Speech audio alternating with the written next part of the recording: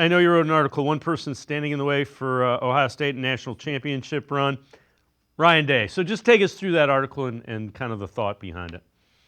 Yeah, let's just go back to the reason Urban Meyer hired him as his offensive coordinator in the first place. Remember the last game before Ryan Day became a coach here in any capacity?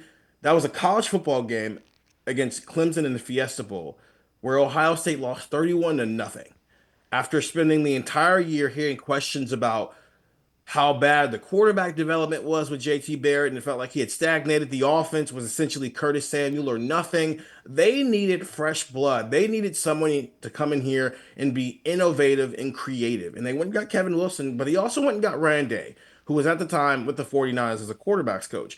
And immediately we saw an uptick in quarterback play. JT Barrett had his best and most efficient season of his career.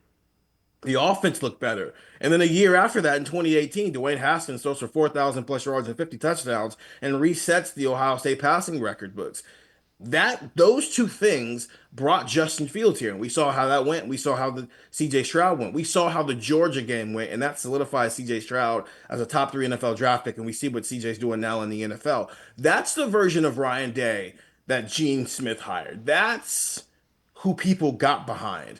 And for whatever reason, after that loss to Michigan in 2021, where if you go rewatch that game, he looked shell shocked that it happened. He hasn't been the same coach at times. He has approached games conservative and not necessarily played to win, but to play to not lose in the big moments, which has led to the four straight losses to Michigan. And it's like, where did the version of Ryan Day that Gene Smith thought was the perfect person to succeed Urban Meyer as a head coach, where did that guy gone? And it finally hit its tipping point with the four straight loss to Michigan, to where, as we were talking about just now, they approached that game as if they had already tucked their tails and they were trying to prove something that nobody was asking them to prove.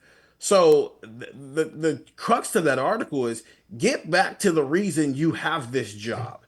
And if you get back to that reason mixed with this roster, this personnel, this coaching staff, and what you guys can bring to the table, it's very easy to see them making a run at winning a national title. Now they got to get through Oregon, which I think is the only team who can look them in the eye at this point.